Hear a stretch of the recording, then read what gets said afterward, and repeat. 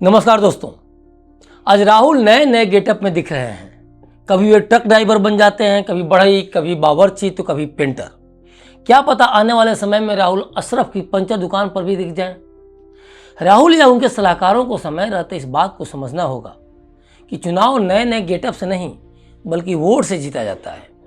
कांग्रेस की राहुल के मामले में जो नीति शुरू में थी उसी नीति में वो फंसती चली गई। एक सवाल है कि मनमोहन सिंह को जिस तरह से डमी प्रधानमंत्री बनाकर गांधी परिवार बैक से सरकार चला रही थी, उस समय सोनिया गांधी देश की बागडोर नहीं संभाल सकती थी।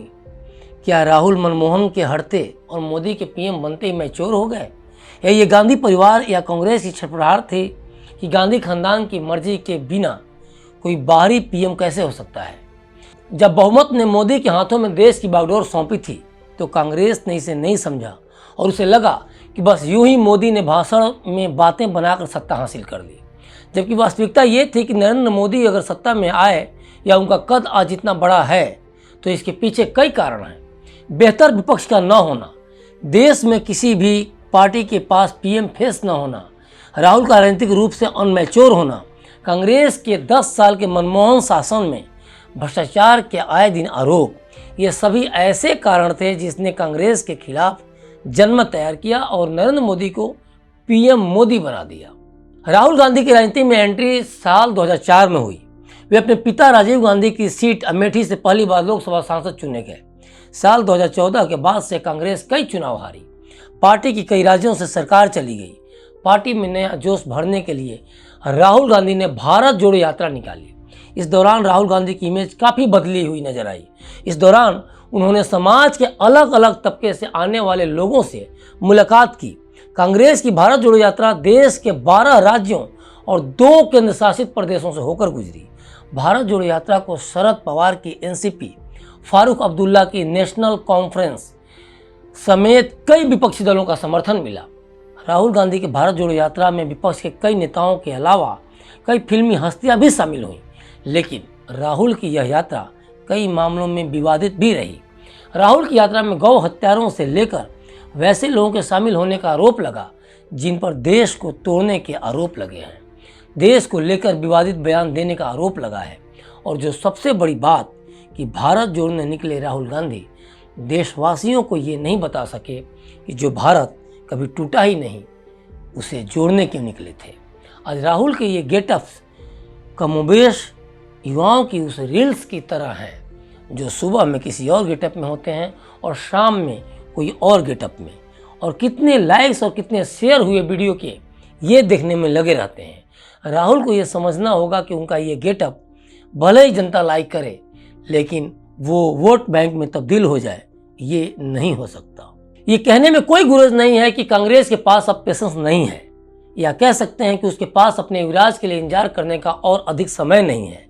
हम इसे इस तरह से समझ सकते हैं, राहुल की उम्र अभी 53 साल है। अगर उन्हें इस बार मौका नहीं मिलता तो 2029 में उनकी उम्र 59 साल हो जाएगी। तब तक वे भले ही और अधिक मैच्योर हो जाएं, लेकिन उनके तजुर्बेकार बूढ़े कांग्रेसी नेता दिग्विजय सिंह, कमलनाथ, मल्लिकार्जुन खड़गे की राजनीति के दिन खत्म हो चुके होंगे। 2029 में जो कांग्रेसी नेता होंगे उन्हें खुद राहुल को ही राह दिखाना होगा, और इस मामले में राहुल कितना परिपक्व हैं और उस समय कितना राह दिखा पाएंगे ये तो वही जाने। लेकिन इतना तो तय है कि राहुल की राजनीतिक पकड़ पर एक नज़र डाली जाए तो लगता नहीं कि राहुल कभी भी अपने कंधों पर कांग्रेस की जिम्मेदारी लेकर पार्टी की नैया पार लगा पाएंगे। राजस्थान का ही मामला ले लेते हैं। वहाँ कई वर्षों से गहलोत सचिन पायलट में कलह चल रही है। इसके पीछे यही कारण है कि जब सलाहकारों के भरोसे गांधी परिवार राजनीतिक फैसले लेगा तो वह हमेशा आत्मविश्वासहीनता का शिकार बना रहेगा, और ऐसे में वे सलाहकारों की अनदेखी तक नहीं कर पाएगा, बल्कि उन्हीं की सबसे ज़्यादा उस परिवार को सुननी पड़ेगी। अगर जनता खुद से भी ये सवाल करे कि राहुल की उपलब्धियां क्या हैं, तो उसे इस सवाल के लिए अपना ही मुंह आईने में देखना पड़ेगा। राहुल देश भर में अपने गेटअप से अच्छा मैसेज दे सकते थे, लेकिन इसके लिए जहां उनकी पार्टी की राज्य में सरकार है वहां बड़े फैसले लेकर तमिलनाडु जैसे राज्यों में स्टालिन या इंडी गठबंधन के नेताओं को ये बातें बताकर कि वे अपनी राजनीतिक परिपक्वता और लीडरशिप का एहसास करा सकते थे कि सनातन जैसे मुद्दों पर विवादित बयान देकर बहुसंख्यकों की राजनीति नहीं की जा सकती और इसमें कांग्रेस का ही नुकसान है। जब तक कांग्रेस में थोड़ी जान बची थी, पार्टी के नेता ही राहुल को लेकर अपनी पहचान छुपाने लगते थे। आज राहुल को इन गेटअप के माध्यम से अपनी पहचान बतानी पड़ रही है, लेकिन राहुल यहाँ भी एक गलती कर रहे हैं। वे देश के जिन कामगार तबकों को लुभा रहे हैं, अपने बयानों से उन्हीं भारतवासियों का विदेशी मंच पर खिल्ली उड़ा रहे हैं।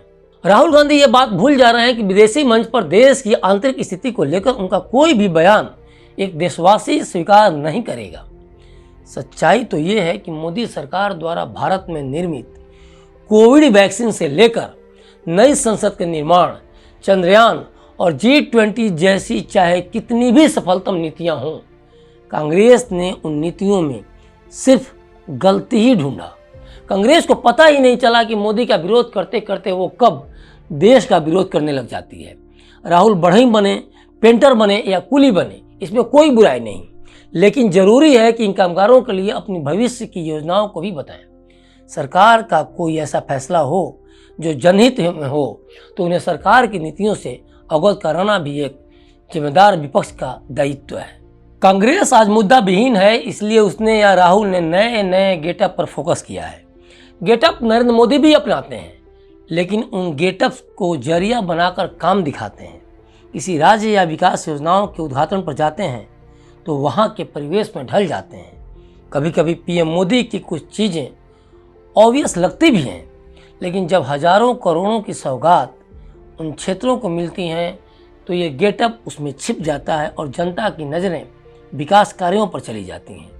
राहुल की पार्टी जब सत्ता में थी तो बस एक ही गेटअप था और वो था खामोशी का।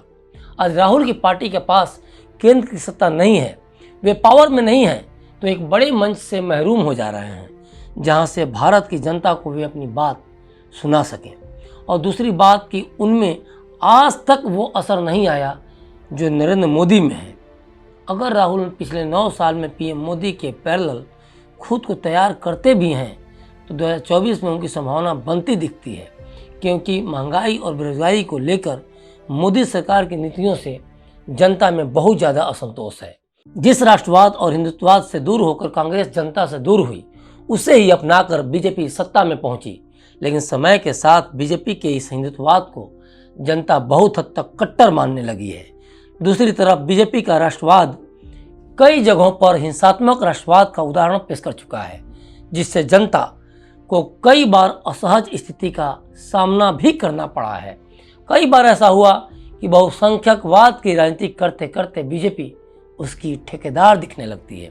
बीजेपी की जिन नीतियों से जनता नाखुश है, उस पर सही दिशा में अगर कांग्रेस बढ़ती है तो ये राहुल के लिए बढ़िया मौका साबित हो सकता है। सही मायने में देखा जाए तो पीएम मोदी के बड़े कद ने राजनीति में एक ऐसा मोड़ क्रिएट कर दिया है जहां या तो कोई आसपास खड़ा ही नहीं हो पा रहा या प्रयास करने की कोशिश कर रहा है तो लक्ष्य इतना बड़ा है कि वो हिम्मत हार जा रहा है।